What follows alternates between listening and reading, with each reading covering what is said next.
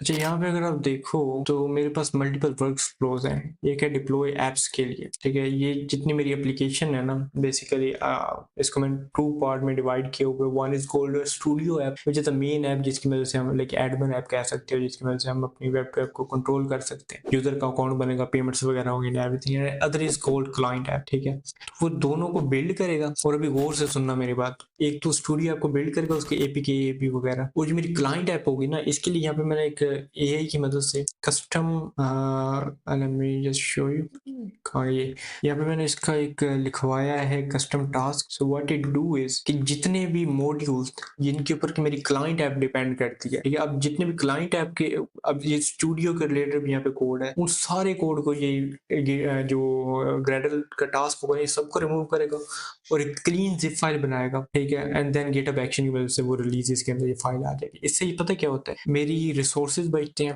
मुझे फ्री में extra modules को कंपाइल नहीं करना पड़ता, क्योंकि जब क्लाइंट यूजर रिक्वेस्ट सेंड करता है एपीके बिल्डिंग की, तो वहां पे ना, let me just show you actually.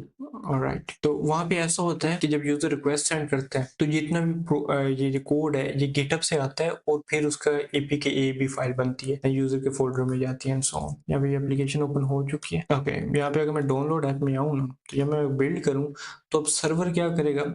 First of all तो ये सिर्फ स्मार्ट सिस्टम है, अगर जब तक चेंजेस नहीं होंगी जो कि बिल्ड को इफेक्ट करती है, तो ये बिल्ड करेगा ही नहीं। तो मैं इसका वर्जन कोड ना इंक्रीज कर देता हूँ, सेव चेंजेस करता हूँ एंड अब बिल्ड करता हूँ। अब ये होगा कि सर्वर जो कोड है ना क्लाइंट ऐप का, ये लेटेस्ट रिलीज से फैच करेगा एंड देन उसकी बेस के ऊपर ग्रेडल टास्क है उसको एग्जीक्यूट करेगा, एंड देन यहाँ पे मेरा फाइल बन के आ जाएगी, ठीक है। सॉरी, एपीके ए बी जितनी फाइल्स होंगी इंक्लूडिंग द की, सारी बन के आ जाएगी। Let it cook. देखो कितना फास्ट यहाँ पे हो रहा है। और ये चीज माइंड रखें, ये मल्टी मॉड्यूल प्रोजेक्ट है। अब यहाँ पे आके ये मिनिफिकेशन करते हैं 95 96 पे आके, इसलिए ना मैंने इसको इस तरीके से कर दिया है।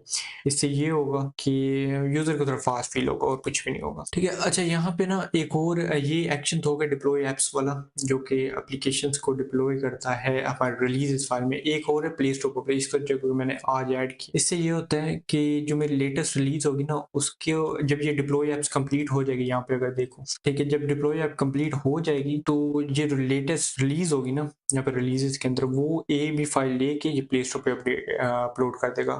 और जो वर्ड्स न्यू डिस्क्रिप्शन वगैरह है वो भी मेरी यहीं से ले लेगा, जो मैं प्ले डॉट जेसन के अंदर डिफाइन करूंगा, उसके पास वगैरह मल्टीपल लैंग्वेजेस, एंड देन उसको यूज कर लेगा। ये सारे जितने वर्क फ्लोज है मैंने सारे एआई से लिखवाए हैं, क्योंकि मुझे इसका एक्सपीरियंस बिल्कुल भी नहीं था, और एआई से काफी फास्ट हो गया काम। उसके अलावा डिप्लॉय बैकएंड है, ठीक है, and deploy backend to VPS है। जो डिप्लॉय बैकएंड टू वीपीएस है, ये बेसिकली डिप्लॉय बैकएंड के अंदर ही एक जॉब है, जिसको मैंने अलग से किया। समटाइम्स ये फेल हो जाता है, मुझे इसको अलहदा जॉब डिप्लॉय बैकएंड को ना अलहदा में रखना था, ताकि मैं इसको बार बार रन कर सकूं। हर बार ना मुझे डोकर इमेज बिल्ड करनी पड़ती थी, तो इसलिए मैंने इसको अलहदा कर दिया। इसका मैं आपको समझाता हूँ। जो डिप्लॉय बैकएंड है ना, व्हाट इट डू इज कि ये जो हमारी डोकर फाइल्स यहाँ पे मेरी पड़ी है, यहाँ पे डोकर स्टूडियो, डोकर क्लाइंट, ठीक है, ये तो मेरे पास फाइल है। इनके बेस पे इमेज बिल्ड करते हैं, देन इस इमेज को डोकर रिपोजिटरी के ऊपर पुश करते हैं, ठीक है। डोकर रिपोजिटरी के ऊपर जब पुश हो जाती है, तो देन ये वीपीएस, जो कि मेरा वीपीएस है, जो कि मेरा सर्वर है, उससे कनेक्ट होता है एसएसएच के थ्रू, एंड देन कनेक्ट होने के बाद उधर एक मेरी पाइथन की स्क्रिप्ट है। अगर मैं आपको दिखाऊं, डिप्लॉय .py बनी आएगी स्क्रिप्ट्स में जाके ना, क्लाउड, ये रही, ठीक है। इसकी मदद से ना ये स्क्रिप्ट रन करते हो। ये स्क्रिप्ट इस इमेज को लेटेस्ट इमेज का डोकर रिपोजिटरी से फेच करती है, और यहाँ पे ना इसको मेरे जो सर्वर है ना उसके ऊपर ये रन कर देती है। और यहाँ पे ये डोकर की जो बेस्ट चीज़ है, यहाँ पे मैं रिसोर्सेज वगैरह एलोकेट कर सकता हूँ। यहाँ पे जैसे कि मैंने यहाँ पे मेमोरी इसको 10 GB दी हुई है, 2 GB 12 GB 2 GB की स्वैप मेमोरी इसको दी हुई है फॉर सेफ्टी, एंड 6 कोर्स दिए हुए हैं। डोकर की ये बहुत सारे कंटेनराइजेशन से ना बहुत ज़्यादा रिसोर्सेज बच जाते हैं, लिमिटेशन लग जाती हैं, and docker is quite cool. और मेरा कोई भी प्रोजेक्ट इंशाल्लाह डोकर के बगैर अब नहीं होगा, क्योंकि मैंने इसको यूज़ करके इसका मजा ले लिया।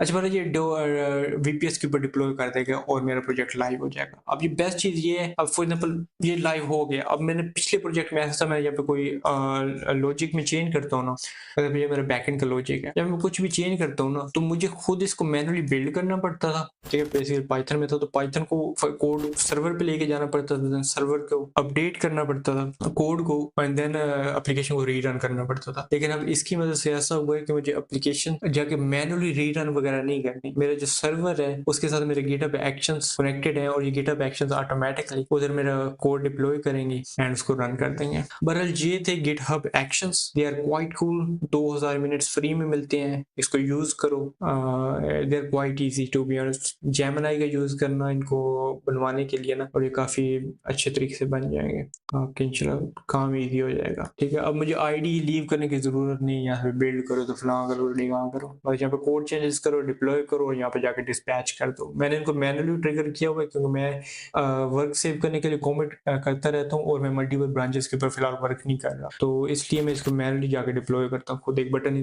दबाना होता है। I hope that's clear. If you guys have any question regarding GitHub Actions or anything, do let me know.